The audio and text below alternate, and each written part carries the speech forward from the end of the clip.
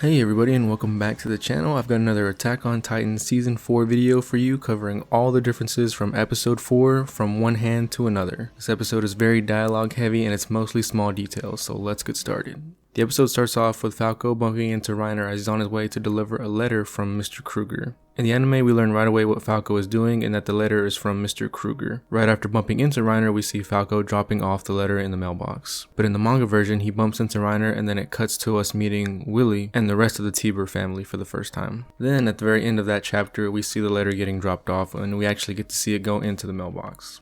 Just a few small details for this one as it was very close to the manga. When General Magath first hears about the Tybur family coming to visit, he is wearing a black vest, and this vest is not his uniform. Also, that conversation takes place indoors and not outside like in the anime. Lastly, when Willy shows us the family, the part with the couch falling over with the kids was an anime only inclusion, but it was a nice touch. The anime also makes the family seem more rowdy with having all the background noise and the kids running around too. After Magath wonders if the Warhammer Titan is even here, Willy gives us more information that only a few top-ranking people in Marley know the real identity of the Warhammer. The headquarters leader would be one of those people, but he just happens to be away on orders at the moment. Willy also confirms in the anime that the Warhammer is here, but he never says that in the manga. After this, Magath then questions Willy if him showing up while the headquarters leader is gone is a coincidence. He then starts talking about the statue of Helos and he asks Magath about reinstating Marleyan conscription. And conscription is essentially just the draft for Marleyans. Further in the conversation, before Willy says LD and Marley were thrown into darkness, Magath says, "You say this as if you saw it happening." We then learn that the memories being passed down through the Warhammer Titan are also being told to other members of the Tybur family. Willy also says that they just watched as the Marleyans forced the Eldians into cages. And that's just a few more details in the conversation, and then it lines up with anime again for just a little bit. But there was another line cut from Willy saying that time has passed the power of the Titans by and things are happening in Paradis. Lastly for the scene, the manga ends it with Willy asking if Magath will shake his hand. But in the anime, Willy asks if he will join hands with him. This is also more along the lines of him asking him to work together with him. We also missed a panel at the very end where Zeke is smoking and making a phone call.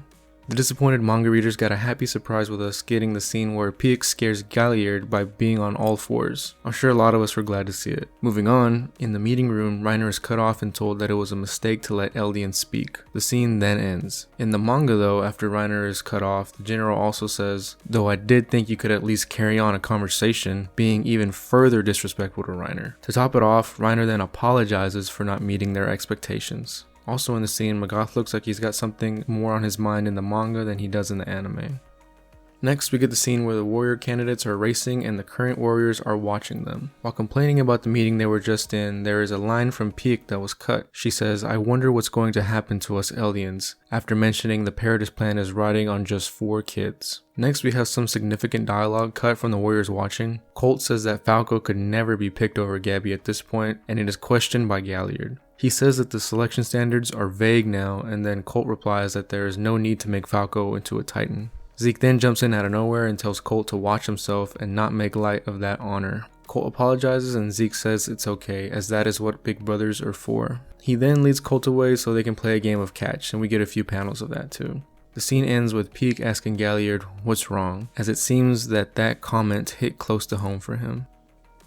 The kiddos are on their way home and stop by the guards and tell them about Falco beating Gabby. In the anime, the guard praises Falco as he walks by and says that he's showing off. I liked how in the manga though he says, "Ooh, look at that kid's swagger." Next, Gabby doesn't seem very affected at all by Falco's confession in the anime, though it did make for a very funny moment for the viewers. In the manga version, after Falco says he's doing it for Gabby, her face becomes shocked and you can see her heartbeat. I just like that better since it made the words really connect with her in that panel. Then, as Gabby is yelling, Falco runs away and she asks where he's going. One of the guards replies that he's probably headed to the hospital, and this gives us information that this is a regular thing for Falco. Also, this was not in the anime. Next, the whole scene where the drunk man is messing with Zofia and the other kids is an anime only scene. Also, the part where the lady gives him the bread is anime only. And they probably just included this in so they could end the episode on that specific cliffhanger. In the manga version, it goes straight to where they're building the stage and that seating area. Also, I wanted to note, in the anime, they seem like they're a lot further ahead in the construction than in the manga. And you can see the differences right here on screen.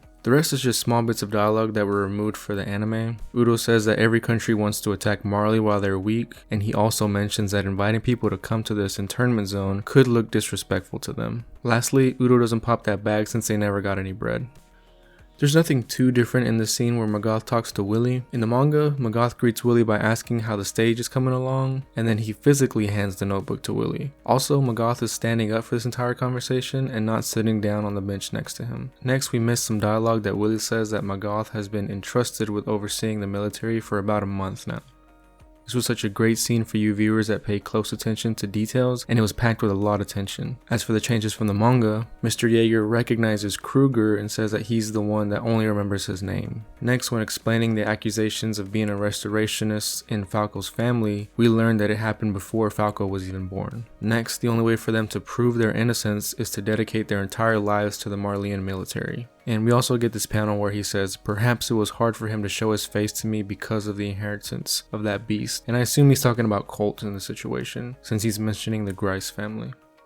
The anime did a good job of showing the kids working and making it look interesting for the viewers, but there wasn't too much of that in the manga, just a couple panels. It mainly just went straight to Udo spilling the wine on the lady from Hizuru, and after that scene the focus goes straight to Willy. He meets some old friends from an unnamed country, and the anime changes Nabia's hair from black to a light brown color. Also, these were the first black characters that were introduced in the manga. We then get to see a few panels where Gabby is recognizing Willy as the man that Magath was talking to earlier. Then this ambassador guy proceeds to give the worst toast ever, though in the manga he is wearing a black tux rather than the gray one.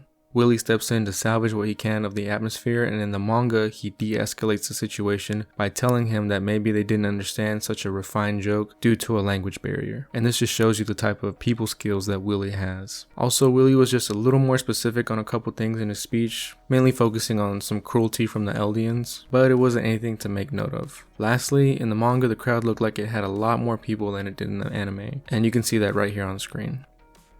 Gabby wakes up surprised to see all the craziness going on outside, and this was such a sweet part of the episode, and it really humanized the warrior kids for the audience. My favorite part of the scene is seeing Reiner pay for everyone, and you can see his head slouch as the day goes on from all the money he's spending. But seeing the kids have fun brings a smile to his face. The only difference here is Galliard and Piek were added in with the group. In the manga, it was just the kids and Reiner. Gabby then ends the scene with her parting words. It kind of feels like something is about to change, and this might be a reference or a callback to Eren in the previous episode saying, I wish something would happen.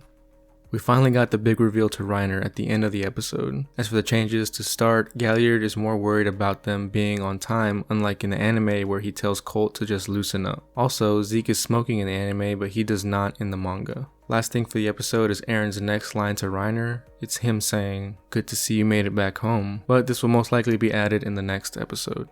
Thanks for watching the video, guys. Just a reminder, there won't be any Attack on Titan episode next week, January 3rd. Episode 5 will air on January 11th. I know, I'm sad too. Remember to like and subscribe if you enjoyed the video, and I will see you guys in the next one. Peace.